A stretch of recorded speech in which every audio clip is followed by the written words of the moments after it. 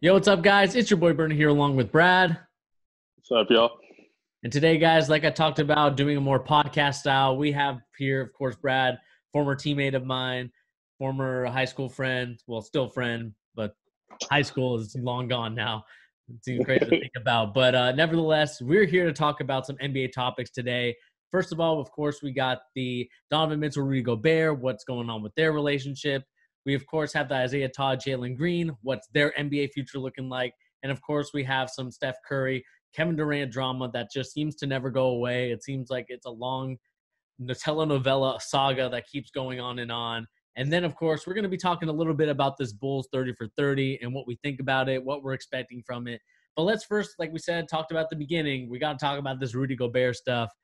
So, Brad, what do you make of the relationship between Rudy Gobert and Donovan Mitchell? Rudy Gobert on the jump, I believe he talked to Rachel Nichols saying that, they've spoken now, for a long time they didn't speak to one another. What is your opinion about what's going on between those two, and what does it mean for the future of the Utah Jazz? See, like Rudy Gobert said, he said that every stars, have their own problems. They go through their own things. Not every dynamic is perfect. But the way it looks is they never really had a good relationship to start with. At least to me, I think that they don't really, like each other. You can see it on the court sometimes too. Like Donovan, he likes to shoot, so he'll he'll be open for a shot, but Rudy will be open on a roll. You kind of see. I know you've seen those videos where Right, Rudy's like right. frustrated he didn't get the ball, even though he's wide open, and it's just tough because Donovan came in and was a super exciting rookie, super good. They made that playoff push, and so he probably thinks he's higher up in the hierarchy. Mhm. And Rudy has been there, multiple Defensive Player of the Year, multiple, or does he have one? I think he's got one, but he's also, He should. Okay, he should have more, yeah, but he also, this is the first All-Star as well, so it's like a long time coming for him for really yeah, a journeyman type of player. It feels like, even though he's drafted in the first round, he just seems to be exactly, a yeah. journeyman.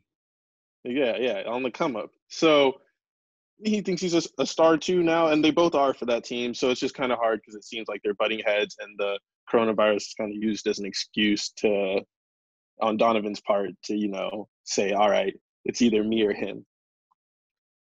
Yeah, I mean, I agree with you there. I mean, when we really look at it, Donovan Mitchell obviously just came in out of nowhere. A lot of people were, surprised that the Utah Jazz took him. Obviously, the Jazz saw something in him, and I didn't think he was going to be, this high level of basketball player. I don't think a lot of us did.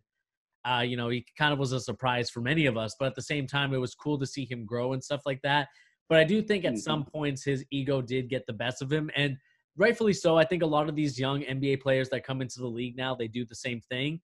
So it's just a Yeah, they're matter of hungry. him just kind of understanding, how to politic it and stuff like that. And I just think that that's what he's going to learn as he continues to move forward in his NBA career.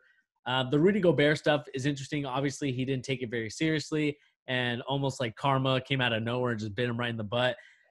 It's just kind of one of those things where Rudy Gobert just didn't really focus and pay attention, and that's the reason why his teammate now has it. Even though you know I think the league would have stopped anyway, no matter what. If, like, let's say for example, Yeah, for if Rudy sure. Gobert wasn't the first person who got it, it definitely would have been someone else.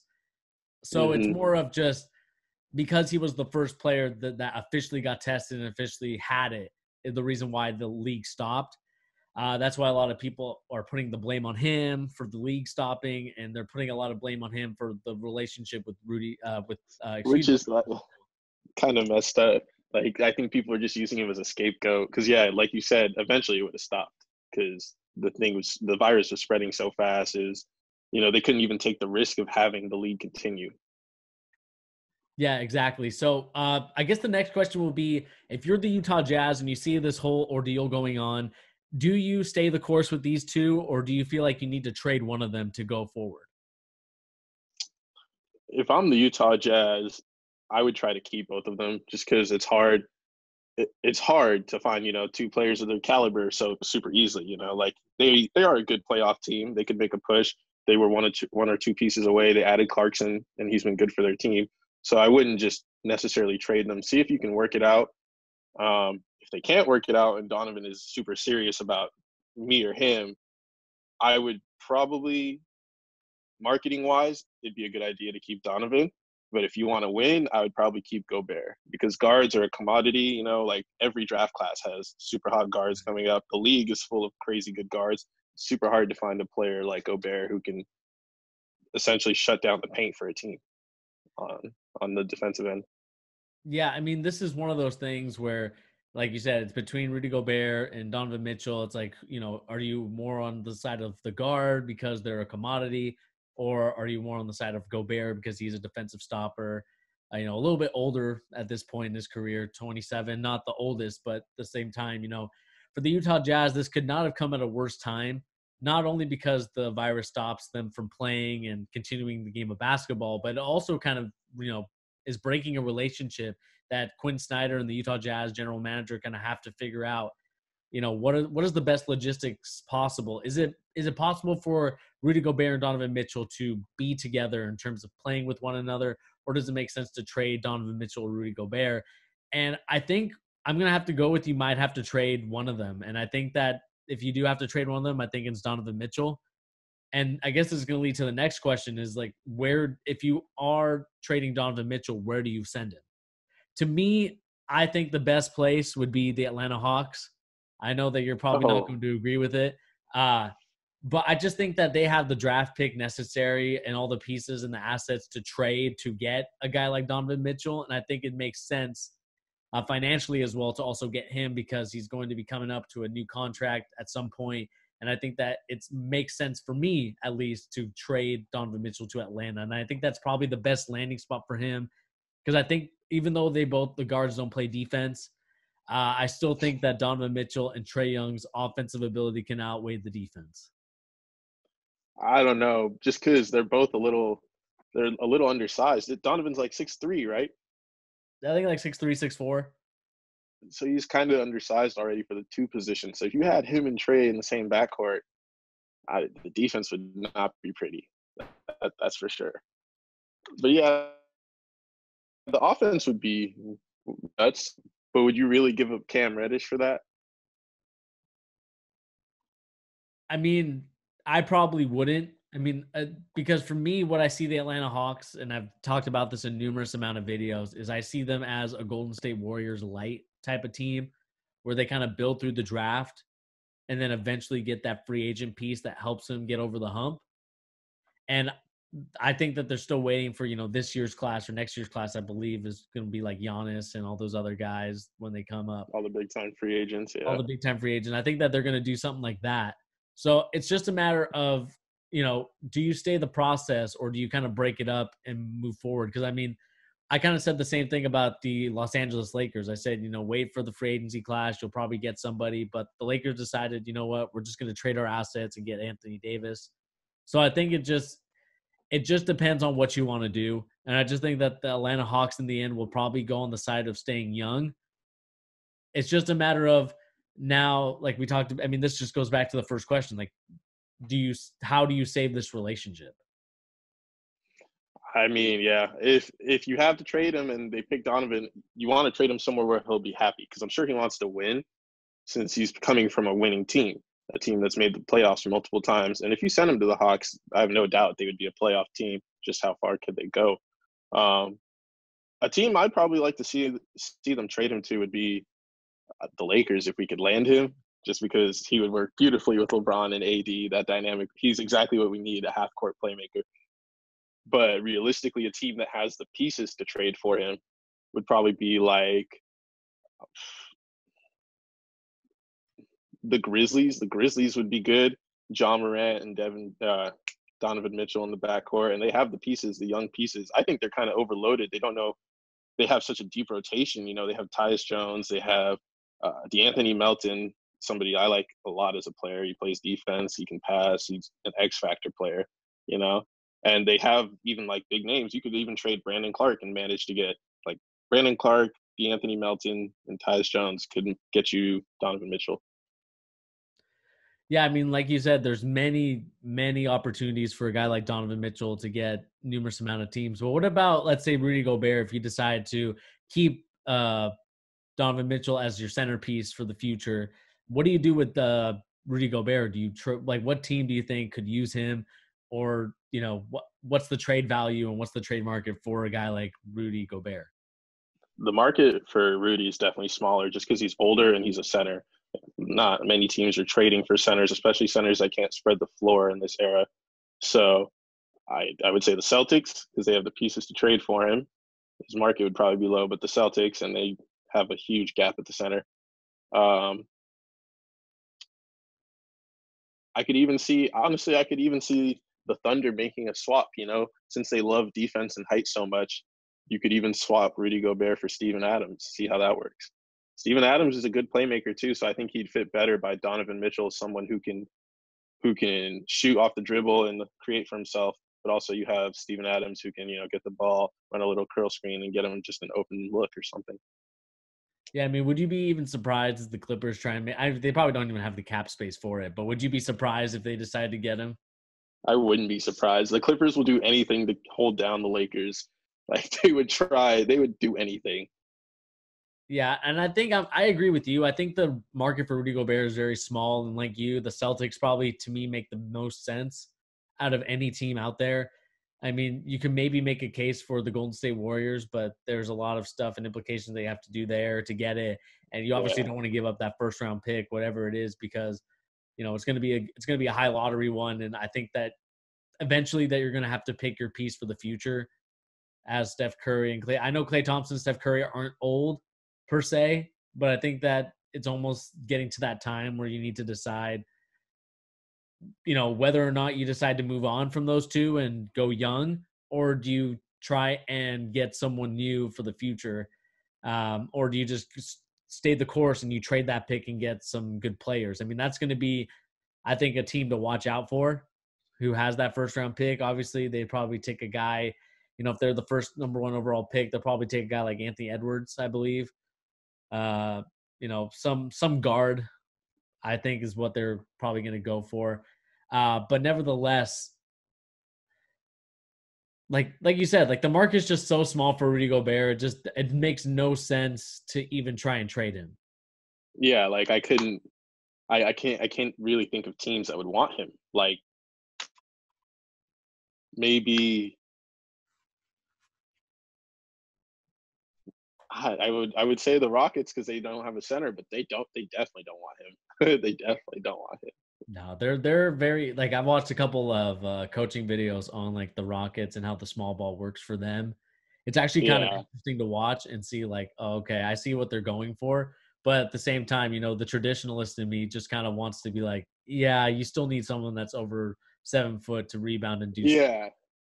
It's fun to see Russ penetrate defenses and get easy threes for his teammates. It's fun to see them all run up and down the floor and be a fast team, but you need rebounds and interior defense, Yeah, so I think just to kind of especially if you want echo to win a ring. exactly, just to win a ring and things like that. Obviously, none of us believe that the Rockets are going to get there. But I think we got to move on to the next topic at hand. We've talked ad nauseum about Rudy Gobert and Donovan Mitchell, but I think the final point we should talk about is let's see how it plays out. We'll see what Donovan Mitchell and Rudy Gobert are about. Are they, buddy buddy, or are they going to be are they going to be frenemies for here on out? That's going to be the biggest question moving forward.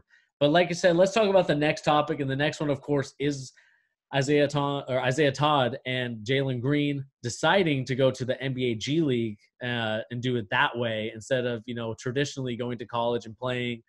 The route to high school to NBA is still not open. It probably won't be open until Bronny is in high school or finishing high school, I should say. So that was 2023. We got a couple more years. Yeah. A couple more years until that decides to happen. But nevertheless, we see a lot of players deciding to go a different route than the traditional college route. Guys like LaMelo Ball, guys like that we were just talking about now, Jalen Green and Isaiah Todd going the G League route. What do you make of their decisions to go towards not playing at a college even for 1 year, but deciding to go to the NBL or the G League and develop that way? I love it because I think the NCAA is a scam. You're basically working and they're using your likeness to make money and profit off you, and not just a little bit. They profit hugely off of you, and you don't get to see a cent of it while you're eating top ramen in your dorm room. So I'm all for it. the way they set it up sounds awesome. They're gonna have, mentors with them, so people who have experienced the league with these players, so it kind of gives them a sense of reality. Like the league can be gone just like that. So it'll be good to have those mentors, and at the same time, those guys are getting a chance to get back into the league with the exposure that the kids will be getting in their select G League team. They Yeah. also get a college scholarship, and they're getting paid. That's amazing. That's I don't see why any top recruits would ever go to college ever again. Yeah, I mean, I get that point, and I think that just to play devil's advocate here, we see guys like Anthony Simmons and Mitchell Robinson do the same route as well, and then you got guys that kind of did the college route, and you kind of see the money discrepancy between the two. Guys like Mitchell Robinson getting 3 million for his 3-year deal, or I can't remember how long his deal is, and then you got guys like Culliver and these first round picks that are went the traditional route and they get a lot of money. uh that's going to be, I think, the biggest question mark. Like, going traditional college route and doing it that way, it seems like those players are making a lot more money in their first contract than the players that don't go that route. And it might be due just because they're playing, they're because they're not being looked at heavily and they're playing in the G League. It kind of, scouts aren't really looking at them because they're not like the top tier, 5-star number one overall pick on mock drafts players. But at the same time, you see a lot of these guys. Well, I mean, Jalen Green's going to be the number one guy in 2020. What do you make of that kind of aspect of it? Like, we know that a lot of these guys are going that route. They're, a lot more players are going to go the G League route. But what it seems like to me is that the college traditional way is what's working, at least for now. Do you see that changing? Um, yeah, well, because the thing with those players, yeah, they come out of college, they perform well in college, and that's what scouts watch. So the thing with this team that they're making in SoCal is it's specifically to develop top recruits coming out of high school. So I think the money issue will work itself out since, yeah, it's not them going to the G League and playing in a real, G League setting. They get better, which is better for them in the long run too, because some kids, Jared Culver, someone else, they like, let's say Kyle Singler, he was in the league, got drafted, signed a big contract when he got out of college, but how long could he getting better in the long term? It could help you make more money. Yeah, I mean, I kind of feel the same way. I think that this is definitely a route that I see a lot of players going down now, and I think it's something that a lot of players really should look at. I know that the NCAA, or at least in the state of California, they're making a law so that you can be able to make money off your likeness, and it's going to come a long way. But at the same time, I do agree in the fact that a lot of these players that are now moving towards going to the NBL in Australia or going to the G League, it's definitely going to be a better opportunity for them, especially if you got guys like LaMelo Ball apparently going to buy the Hawks team that he was on. It just allows opportunities in different areas to grow, because I think another opportunity as well is that we all know that a lot of these players, a lot of them aren't going to be, the star-studded players in the NBA, right? There's going to be some guys that are more journeymen. There's going to be some guys that are going to be, later in the rounds, and maybe they need to continue to play in those leagues to grow and develop.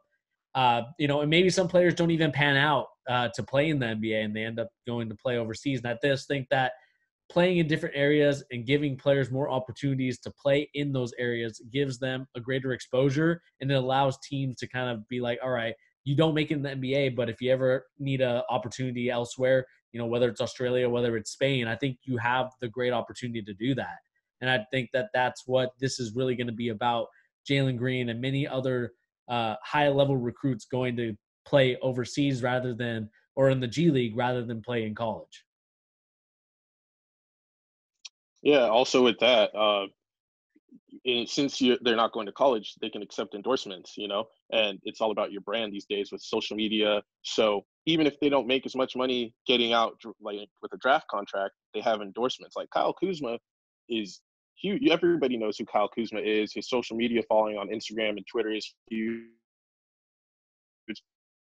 and he brands himself well, and he can do that because he's in the league. And so these up and coming kids, Isaiah Todd, Jalen Green is huge. You know, now he can brand himself correctly, make more money through that, sign with somebody, Nike, Jordan, Puma. You know, somebody's going to try to sign him. So I think it's just a win-win, honestly.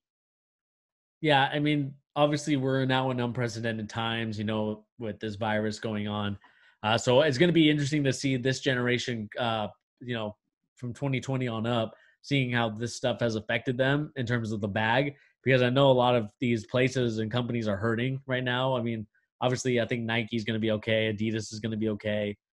Maybe Puma is going to be okay. But nevertheless, I mean, it's a tough market right now because a lot of players are, or not a lot of players, sorry, That's but a true, lot of yeah. companies are, you know, trying to hemorrhage money and they're trying to figure out, you know, what we're going to be doing.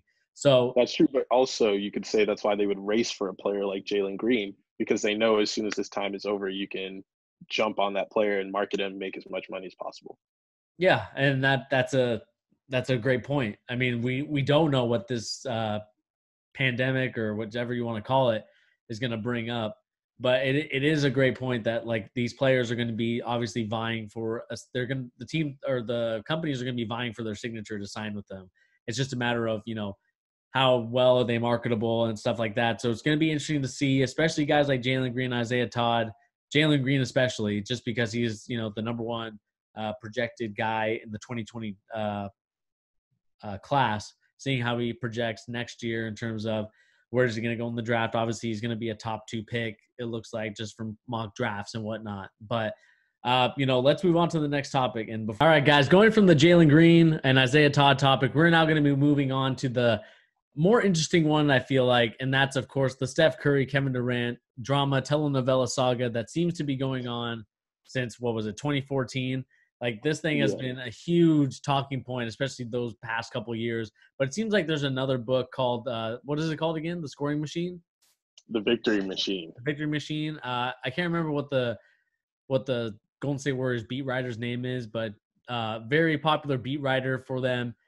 Just coming out with a book talking about the jealousy of Kevin Durant to Steph Curry because for the most part, a lot of the fans from that era just remember, especially the Golden State area, which seems like it's yesterday, but you know, it was a couple years back.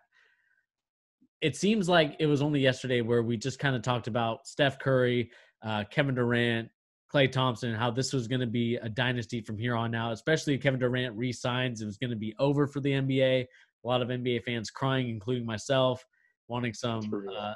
wanting some, you know, some sort of competition.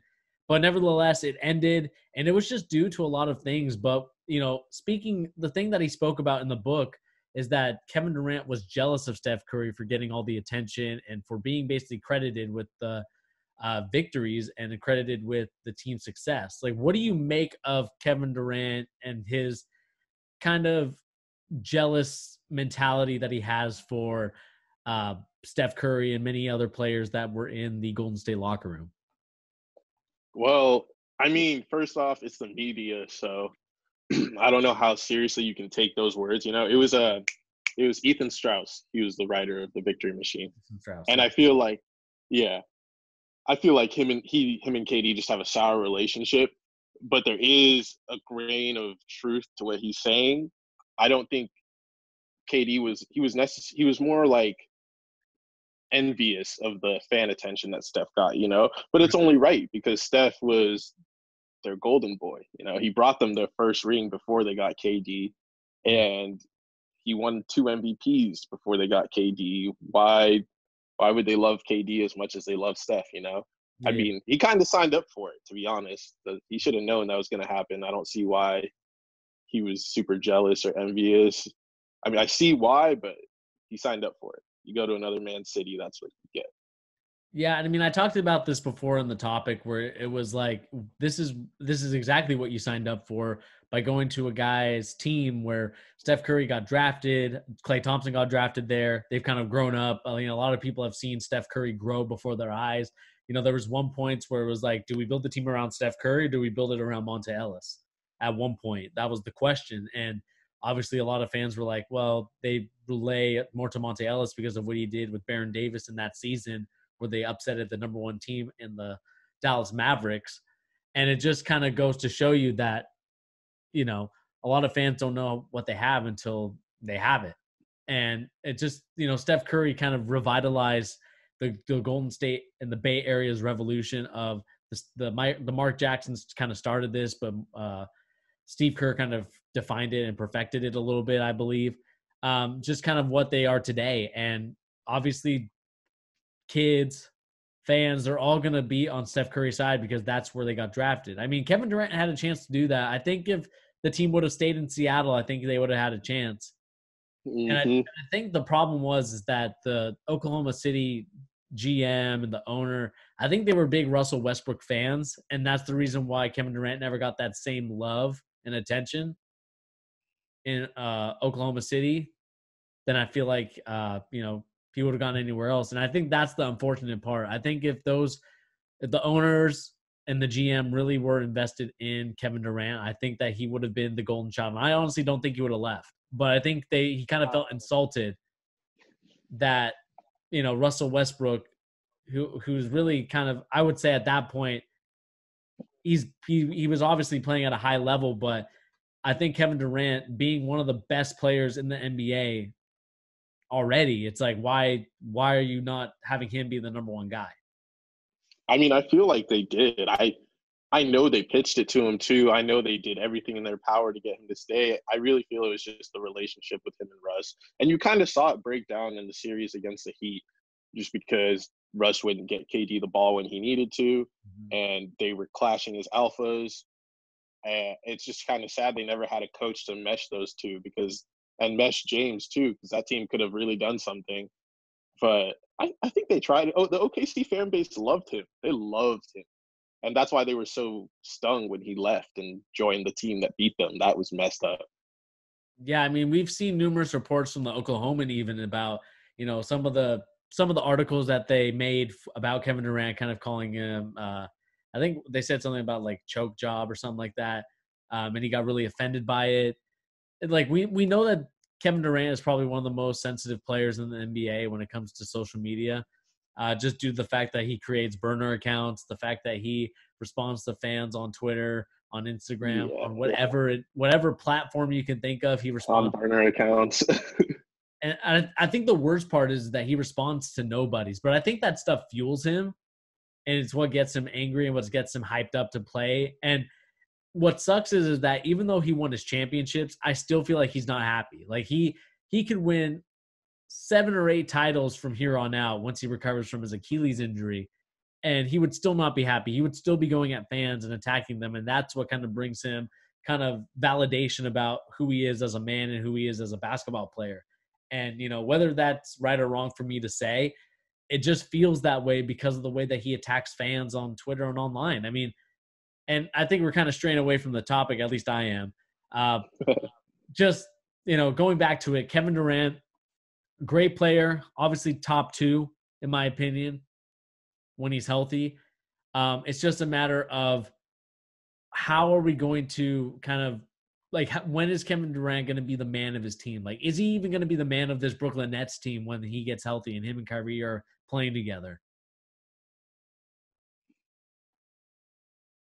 That'll be interesting to see. To me, I don't think Kyrie and KD can lead that team to a championship. They have the talent and they have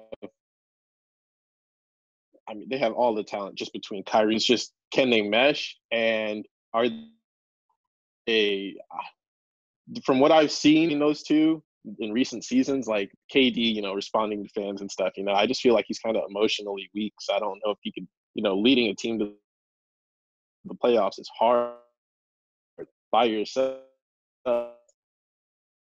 KC when up 3-1 against, and he had Jaylen Brown, Jason Tatum, that team last year. So it's tough to see. I don't know. Yeah, I think, like you said, it's going to be an interesting team to kind of watch, and as they continue to kind of clash and grow together, what are we going to get from Kevin Durant and Kyrie Irving? Are we going to get the guys that we got in Cleveland and in Golden State, or are we going to get guys that are definitely, especially Kyrie, who's been a lot more injury prone than Kevin Durant? Are we going to get that same Kyrie, or are we going to get the Boston Celtics Kyrie, which implodes teams and makes the chemistry terrible? Yeah, it'll be interesting to see. I mean, I feel like Kyrie gets a bad rap with his team imploding issues because that Celtics team had its own issues on its own. To the starting lineup, the young guys thinking they were stars when with one good run, all that. So I don't put all of that on Kyrie, but I do think sometimes on the court he over dribbles and just kind of forgets he has teammates because he's so into like I can get, and he can score on anybody, but that's not winning basketball.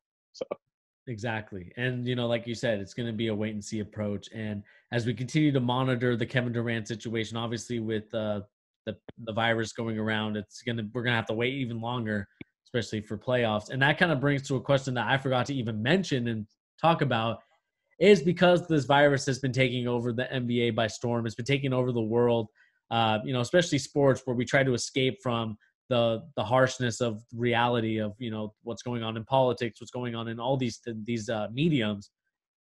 We're now going to be talking about what is the next step for the NBA, because we know the NBA is going to be doing some testing in terms of they're kind of going more towards blood testing. It's going to be quick, 15 minutes, just prick of the finger, almost like a diabetic test where they just figure out, do you have it, do you not have it?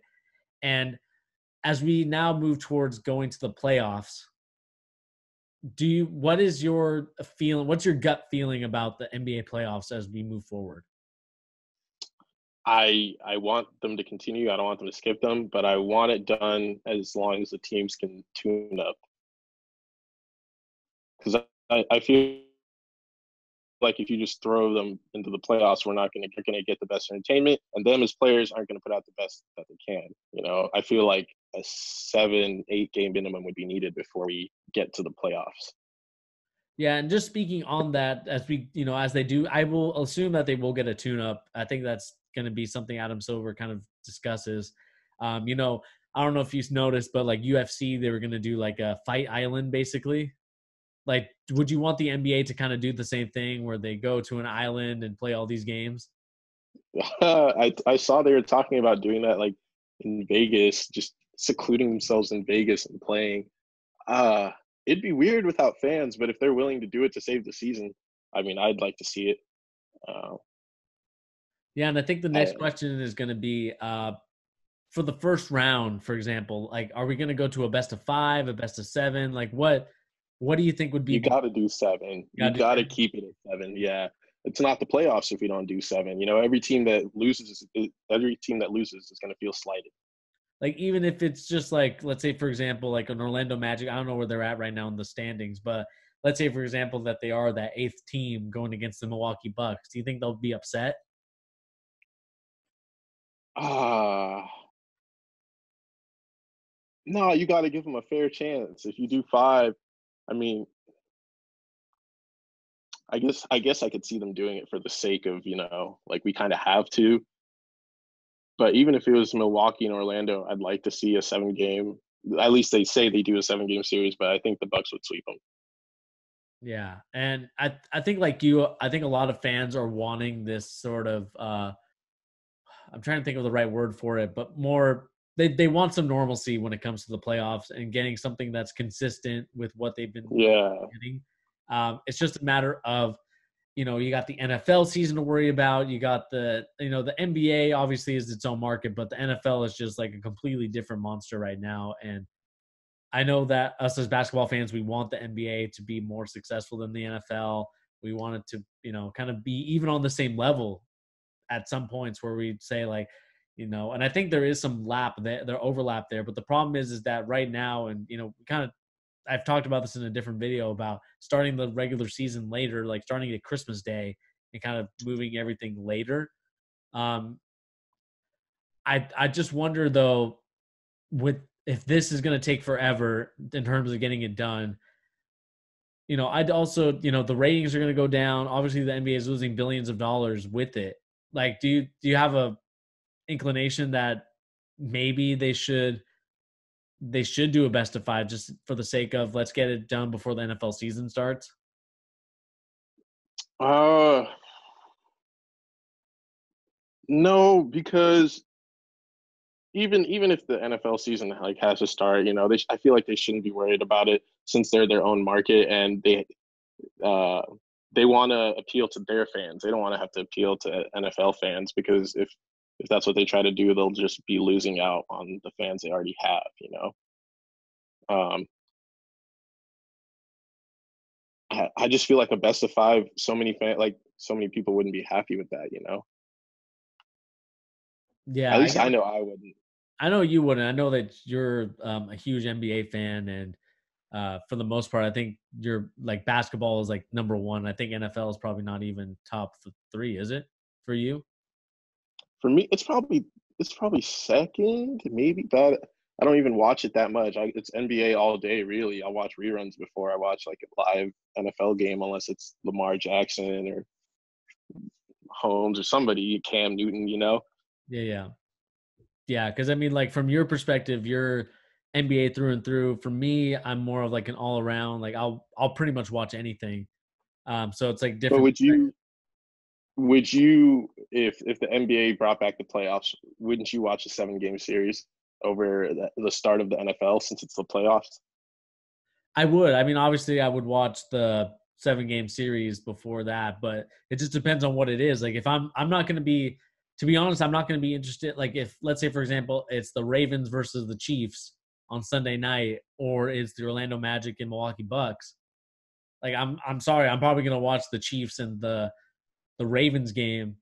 Seahawks even with Russell Wilson against whoever.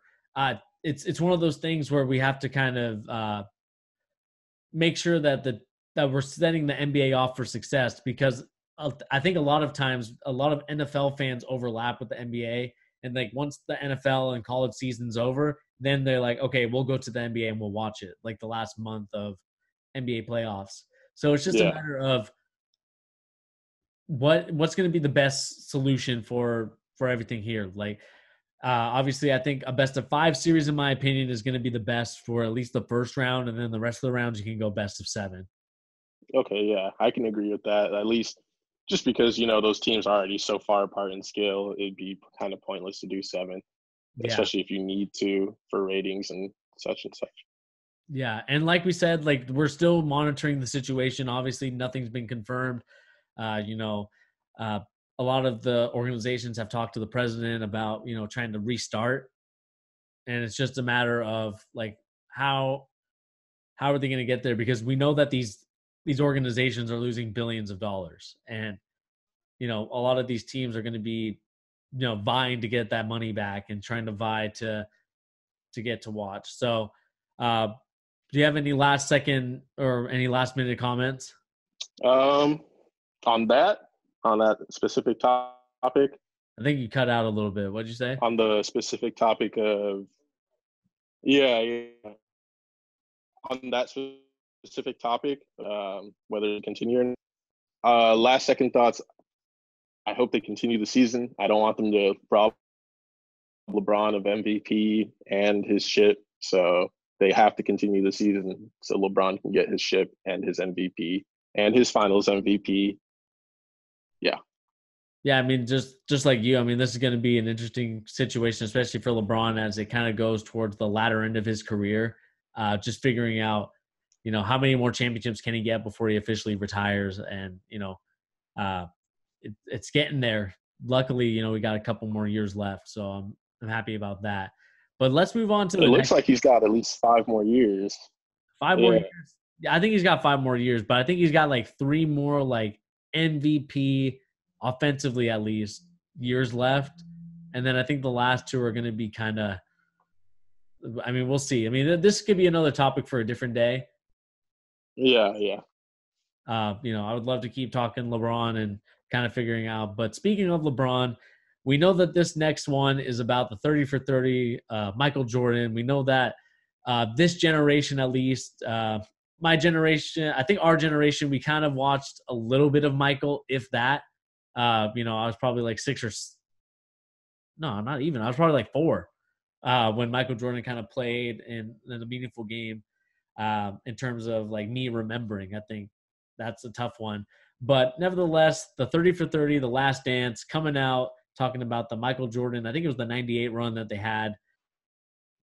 Are you excited for this documentary, or are you a little indifferent about it? I'm super excited. We haven't gotten any sports in so long. Like, give me this, a bone, anything. I'll take this. I can't wait to watch it. See what it's about because it's going to be since Jordan made it, and he oversaw everything. It'll be things that we already kind of knew. Hopefully, some things we didn't know too. But it'll just be interesting to see the perspective of Jordan and him making that title run. It'll be cool. Yeah, I mean, we know that in that title run, he's always butted heads with the general manager. I can't remember the guy's name, um, but continuing to kind of learn and understand what's going on in there. It's going to be, I think I said, it's going to be, we haven't had sports for a while, so obviously I'm going to be excited about it. I'm just hoping for some new information and also some kind of, not kind of glorifying Michael Jordan or anything like that, and just kind of like the nasty side of Michael Jordan, I think, is what I'm interested in seeing. Like, him yelling at teammates, that's always been a rumor. That's always something that I've heard. But I kind of want to see the film of it. Like him just like, whether it's slapping, Scottie Pippen in the face, like saying, yo, why aren't you playing better? Like in a practice. That's something that I kind of want to see and kind of want to know, how Michael Jordan was as a teammate, because all these rumors are saying that he was a terrible teammate.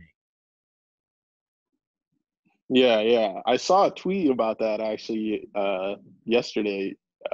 He was quoted saying like, "You guys are gonna think, I'm a mean person after you see this documentary or something like that." And I saw his son quote tweeted it and it was like, "Winning comes at a price, Dad." So it made me hyped to see the movie or documentary. I can't wait.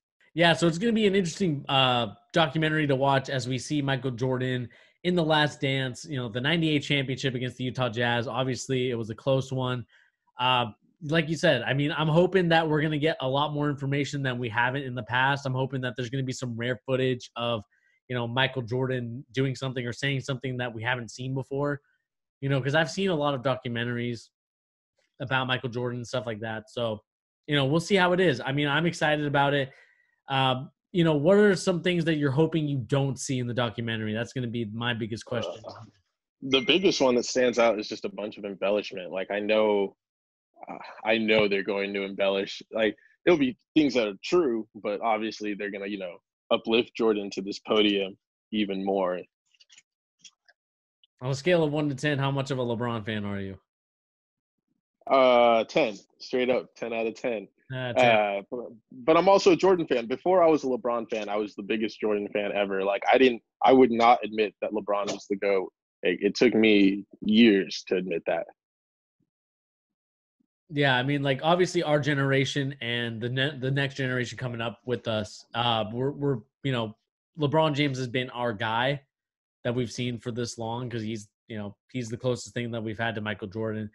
Every generation has their own like Jordan, if you want to say, whether it's Bill Russell, Will Chamberlain, Magic Johnson, Larry Bird. There's just a lot of guys like that as each generation grows up. So I think I'm like you. I'm hoping that it's not going to be Michael Jordan kind of gloating about his glory days and stuff like that. I'm hoping that it's actually going to be a true documentary where we kind of see like, all right, Michael Jordan wasn't the best teammate. He was kind of a jerk, or see some players just getting frustrated, being like, "Nah, I'm tired of this." Like, you may be the best player in the world, but you're the biggest jerk in the world too. And I'm hoping I see that. I'm hoping that we get some of those things in this documentary. I know I'm really excited about it. Like you said, we haven't had sports in a while. We're still waiting for sports to come back, and we're hoping that this is going to fill our needs as we continue this quarantine, stay-at-home situation that's going on. I mean, I can't even think of anything else to say about this documentary other than I'm excited about it. Yeah. I saw some quote about it. It was Dominique Wilkins. He said Jordan walked into their locker room and he was like, "Why is this guy in our locker room?" And he tapped somebody. I forget his name, but he tapped someone and said, "Lace up. It's going to be a long fucking night." And then he walked out and he dropped 61. So things like that, like I didn't know that. So if they're interviewing people who have stories like dope stories like that, it'll be fun to watch. It'll be super fun to watch. Yeah, I mean, like we even have him saying that this was a trying year, and it's one of those. I would even say the same thing for a guy like LeBron James. That Cavaliers championship was probably a trying year as well because not winning it the first time against Steph Curry. Mm-hmm. So, and we know that LeBron James has said on Instagram that he's kind of wanted to relive his glory days, or like relive some of his greatest moments and breaking down some of his own film. Mm-hmm. And the one thing I'd be interested in, maybe this could be a topic, let's just discuss it now because I think, we got time. For real, we got nothing but. We got nothing but time. I guess this topic would be like, would you be excited for LeBron James breaking down his film, kind of talking about the best moments and even the worst moments? Like, I would love to know his perspective on that 2011 final. All the way. When I saw the video of him saying that, I was like, please, like, we as fans, we need that. I want to see it. I'd love to see it from his perspective, what he's thinking, happening, effective on the D block. Things like that would be dope, Yeah. And like you said, like, it's going to be a very interesting situation to kind of move forward and see, what's going to be going on in this Michael Jordan documentary. And for the most part, I think we're excited about it. Obviously, we want our sports back. We've, it's been a long time. I'm hoping that we can at least get some sort of satisfaction with this documentary. Yeah. I can't wait. I mean, I'm glad they pushed it up. I know. I'm glad that everyone kind of peer pressured ESPN. I mean, ESPN is kind of losing some money right now, so I don't blame them for kind of pushing it up because, I mean, I think a couple days ago they had like the 97 spelling bee on there. And it's no way. Oh, that's terrible. So it's like, yeah, you got to push it up. But anyway, guys, this has been your boy Bernie along with Brad here on the channel, giving the latest NBA news and rumors and also basketball opinion. Like I said, this is going to be, one of the first episodes that we have here on the channel as a podcasting style. Obviously, it's going to be longer than our 30-minute format that I've done before. Just trying to give you guys a new type of platform, a new type of, thing to connect to, and just kind of leave your comments down below on the stories that we talked about. What do you guys think of the Jalen Green, Isaiah Todd, not going the traditional college route? What do you think about the Kevin Durant situation? There's a lot of things to talk about in this podcast. But anyway, guys, like I said, my name is Bernie. This is Brad up there above me. Yo. And we'll see you guys in the next podcast. Peace.